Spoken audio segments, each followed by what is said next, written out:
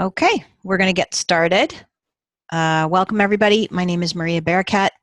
For those of you who are still joining, today's session will be recorded, and you will get an email from me with that recording. Who am I?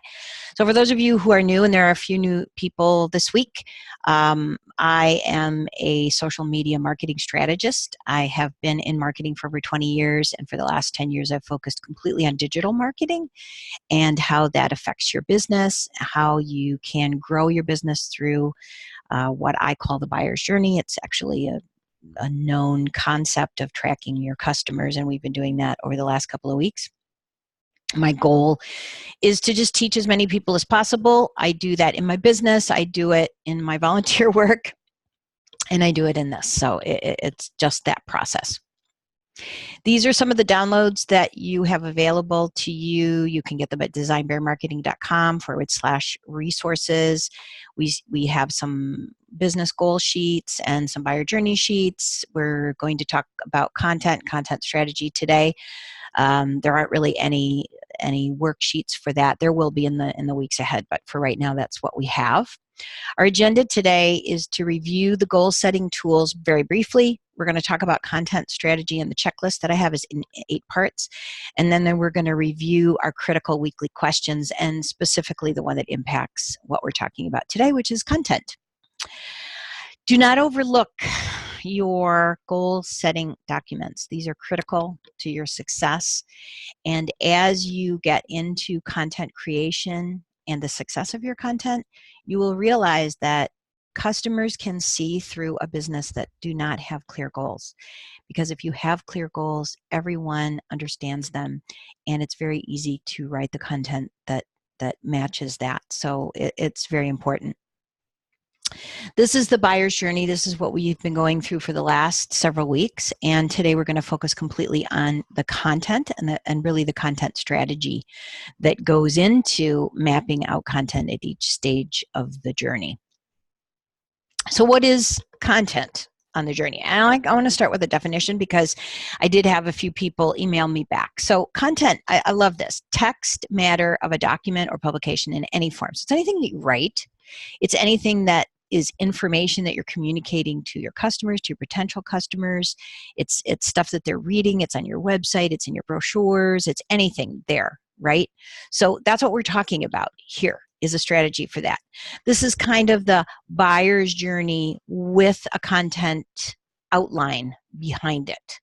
And we're not going to get into each one of these specific things in their entirety today. We're going to go over those in the next few weeks.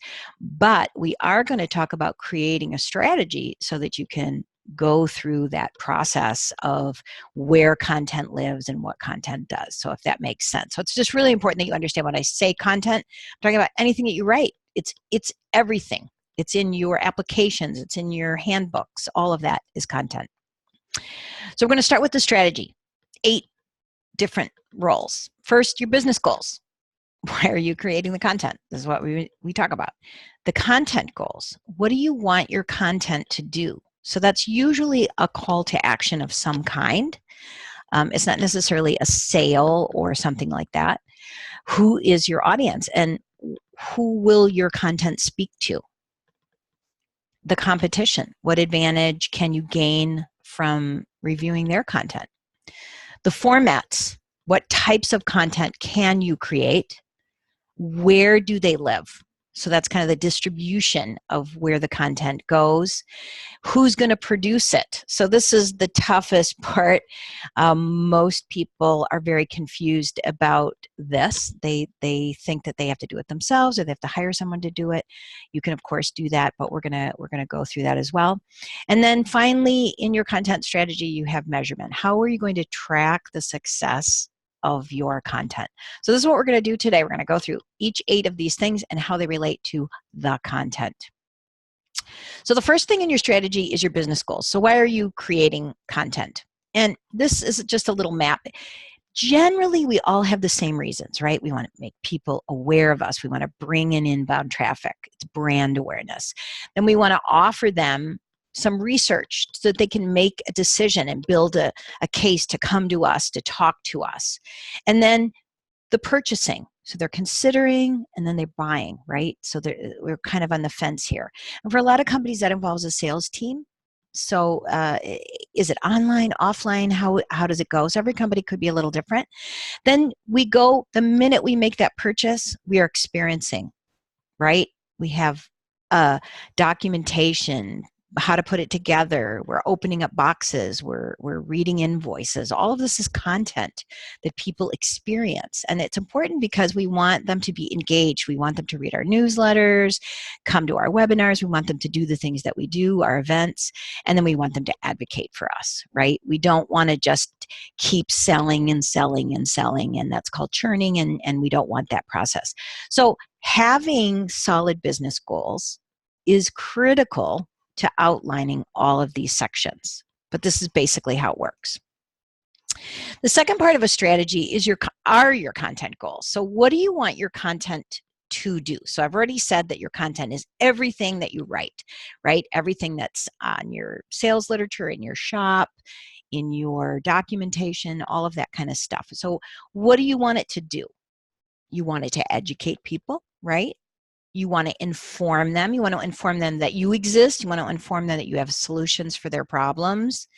You want to entertain them, right? So when you do a Facebook post, sometimes you do a cat video, and it might not be related to being a dentist, but sometimes you just want to entertain your customers. Sometimes you just want to inspire them. You do motivational quotes, or you let them know the charity work that you're doing. You're kind of introducing them. And finally, you want them to act.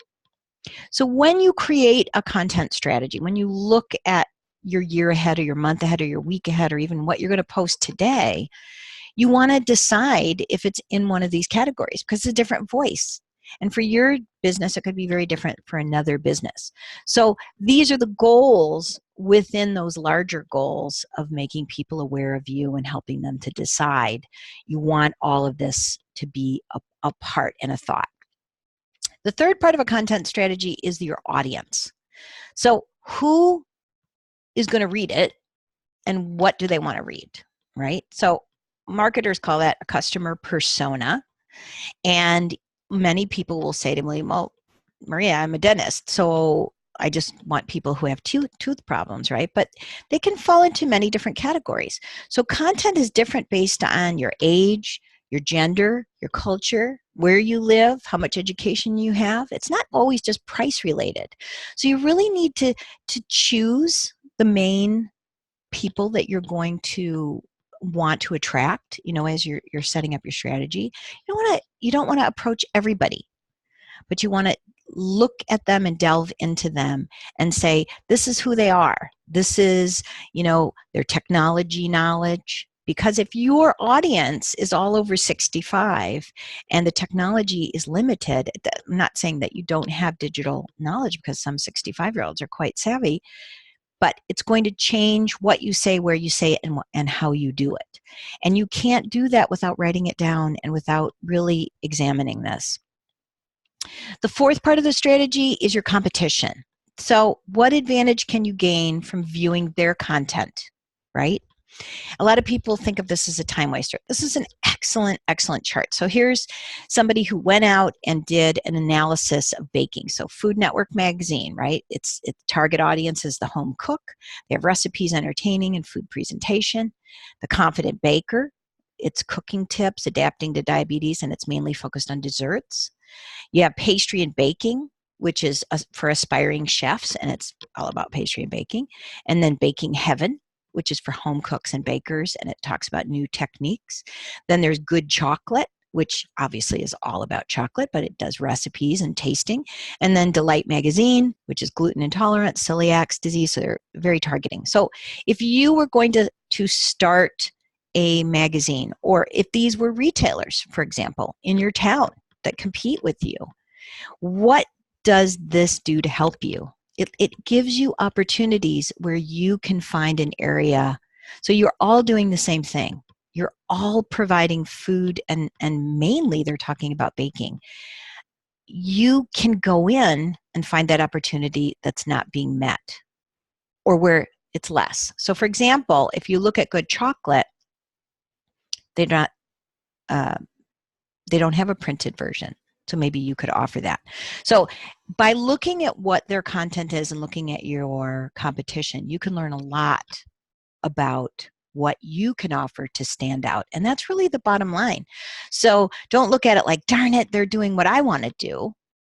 Look at it like, hey, they're not doing this and I have this expertise. And that's the real critical part of it. The fifth part of a strategy is your formats. What types of content can you create? So, and we're going to go into all of these in great detail next week. But for right now, it's important to understand that all of these things are important and they appeal to different kinds of customers. They also appeal to some businesses. So you probably don't need an interactive game or an application if you're just a regular retailer or even a dentist, and because it can be very expensive to do that, number one. Most people are doing social media and blogs. Some of them do press releases. Some of them are maybe have an article or two written about them. Images relate to pretty much everything. Very few people do infographics, and you'll kind of see that these are the easy and less attention is required from your customers. That's why most people do them. And they're also part of traditional marketing that we used to do years and years ago. Now you can get into podcasts, you can get into webinars, you can do a teleclass, you can do more technical things, but they're obviously harder and more difficult to do. But they do have a purpose. And video is very, very important in today's world. So even though it requires more attention from your customer, they're there more often. So it might be more difficult for you to do, and you may not know how to do it, but you may determine that that could be what the missing link to what you need to compete with the other people on there. So it's very important. So where does your content live? Right? Content is anywhere that your written stuff goes. And this is designed intentionally. Many people think that their website is the core of their business, and it's not true. This is where you want people to go, but it's not where people find you. It's also, in many cases, not where they make their decision to purchase from you or to even stay loyal to you. Your website is for search engine optimization, and it's a place to house all of this content and direct people there. But it's not your primary source of content. You need to have a social strategy. You need to be posting. Maybe Twitter isn't your wheelhouse, but everybody needs LinkedIn, everybody needs Facebook, everybody needs Pinterest, YouTube, and Google+. These are sort of the standards in social. It's where we go. It's what Google loves. So if you're putting your content on there, Google will reward you for that. And then they will read it. They will eventually come back to your website. Email, very critical in today's world. Your brochures, the words that you use. If you don't have one, you need one. If it doesn't look like your website or it doesn't look like the brand and all your other things, then you need to change it. Same with your documentation, your registration, your online ones and your physical paperwork. It all needs to have some kind of a flow, and it needs to be branded to you. It needs to be simple. It needs to be easy. Remember that journey. Are they confused? How are they feeling about it? Press releases, very important strategy for many, many businesses. Webinars. This is a webinar, right? They're not hard to do. They're actually very easy to do, and people do like them, and they're housed on your website. They're housed on YouTube. They're housed in your other things. This is a landing page. It has a little cloud because it's like a website, but it's for a very specific thing that you're doing. Maybe it's just talking about an event or just talking about downloading an article that's written about you. And then of course your advertising. So you have physical advertising and print, and then you also have your pay-per-click. And all of this stuff is where your content lives, and it stays there for a certain period of time. Right? So some things live longer, like on Pinterest. Some things are very short, like Twitter. So it depends what you put there, how long it's going to stay there, and does it match all of your branding. So there's a big picture that you need to look at. Implementation is difficult, especially for small businesses, because the first question they will ask is, well, who's going to do this? Can I hire someone to do my posting and to write all my stuff? Well, everyone in your business, everyone that works for you has a perspective on your customers' problems. And if you learned nothing from the buyer's journey. You learned that solving these problems is what will make you known, what will make you trusted, make you that expert. So what that means is that everyone in your company can produce content that you need. You just need to include them, and you need to have a plan. I'm not saying they're going to sit down and write your blog entries, but from shipping to production, from the retailer who has a salesperson on the floor that only works part-time, they have insight into your customer that can help you create content that's really, really critical. And then what you can do is you can ask questions. That's why they can help you. They know what the questions are that people are asking at the point where they don't know you, where there's a problem, how they do it. So you'd want to write up those questions and sit with your team and say, well, what do people need? Are we addressing that need? That's part of the implementation process.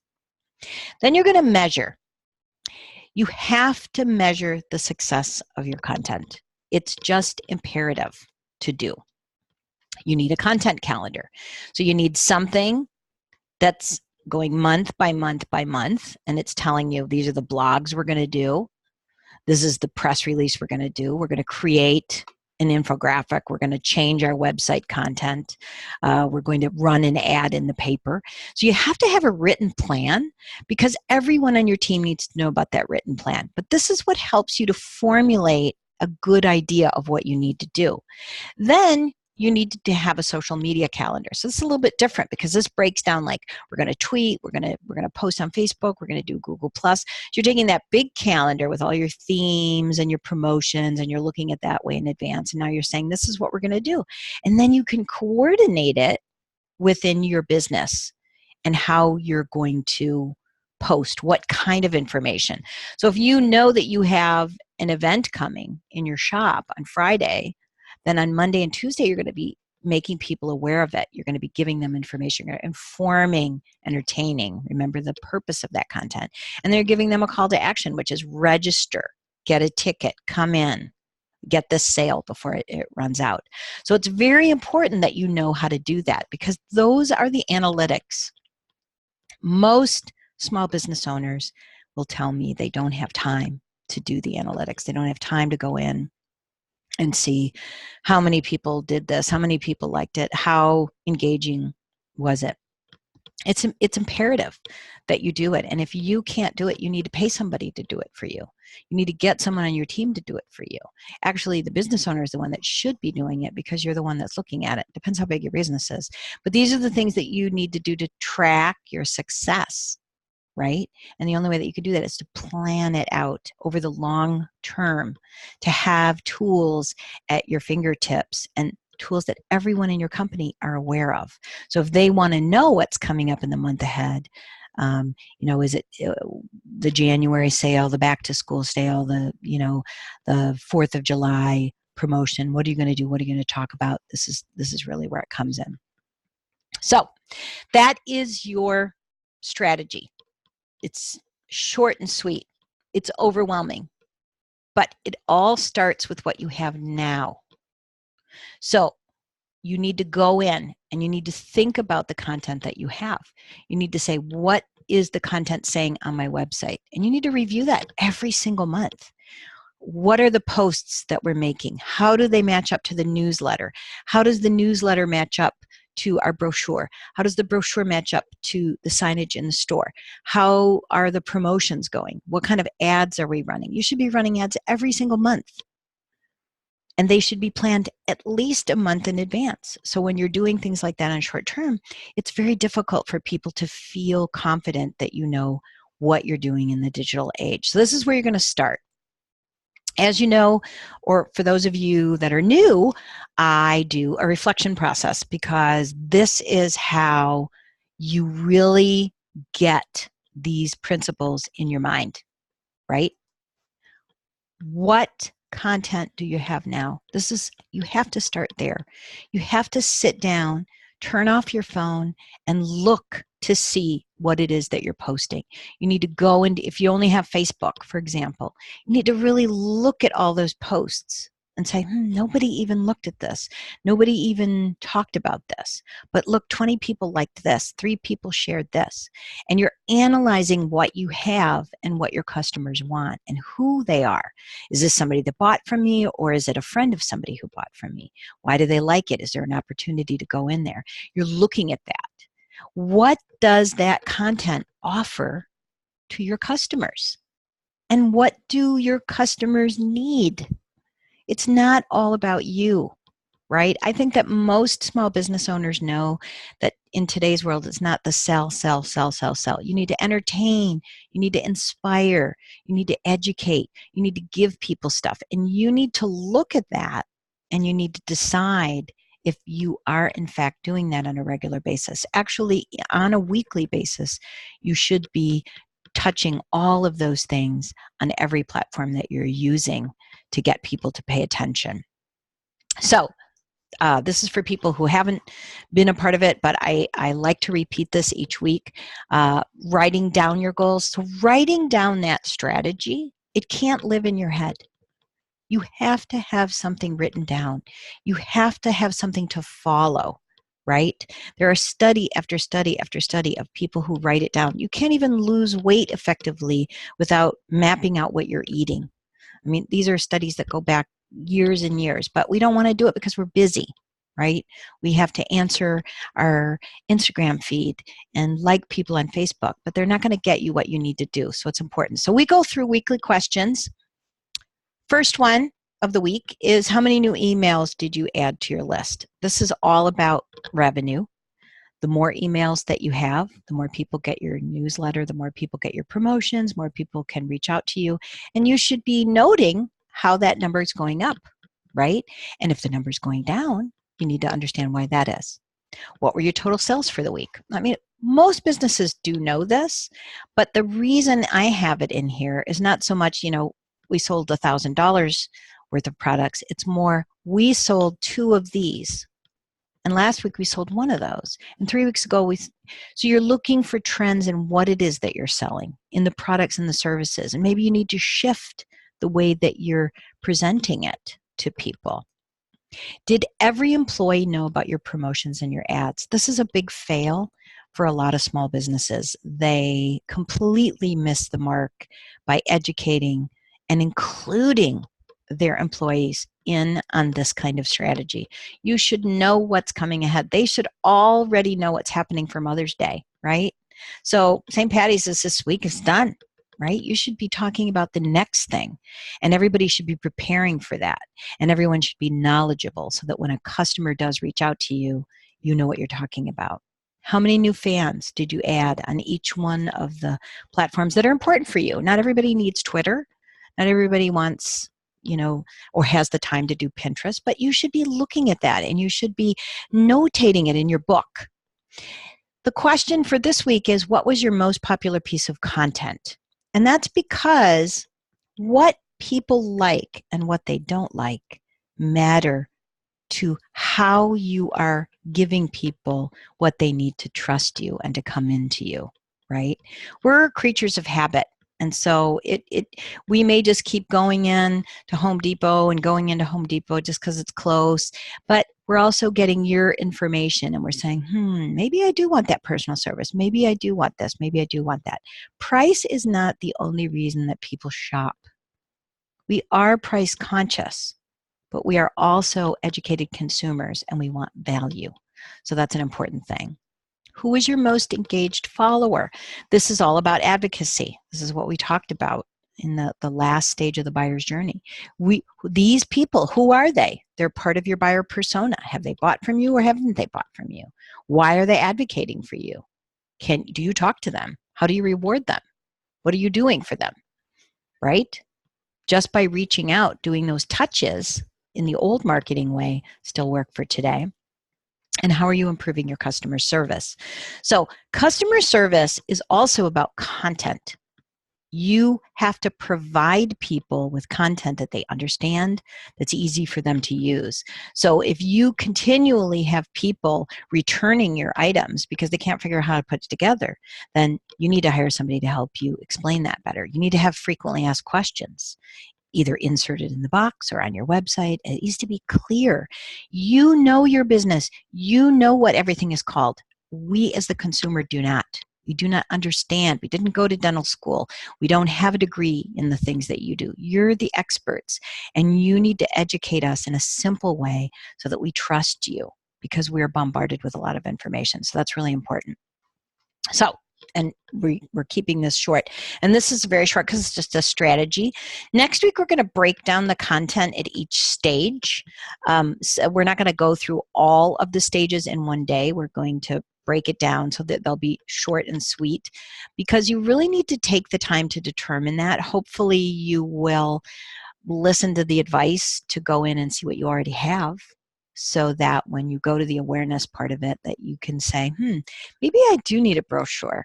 Maybe I do need to change my business cards. Maybe I do need to put up flyers, if you're a retailer and you haven't. But you can't just create them. You need to know what to say on them to attract the people that you want to come into your business, right? So it goes into that whole strategy of what's there and how you look at it. So again, if you have any questions, please email me. I will follow up to you via email, and because I want to keep these short and sweet.